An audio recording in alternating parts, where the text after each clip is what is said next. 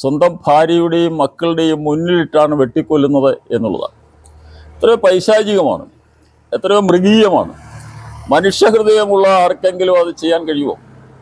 ഞാൻ അതിൻ്റെ വിശദാംശങ്ങളിലേക്കോ മാർക്സിസ്റ്റ് പ്രവർത്തകരെ ഇൻസൾട്ട് ചെയ്യാനോ ശ്രമിക്കുന്നില്ല. പക്ഷേ അവർ ആലോചിക്കണം, സ്വന്തം ഭാര്യയുടെയും മക്കളുടെയും മുന്നിലിട്ട് ഒരു ഭർത്താവിനെ വെട്ടിക്കൊല്ലുന്ന രാഷ്ട്രീയം അത് നിലനിൽക്കില്ല കേരളത്തിൽ എന്നുള്ളതിൻ്റെ തെളിവാണ് കഴിഞ്ഞ തെരഞ്ഞെടുപ്പിലേറ്റ അവരുടെ പരാജയം. ഈ കോടതി വിധി ഞങ്ങൾക്ക് ആഹ്ലാദം നൽകും.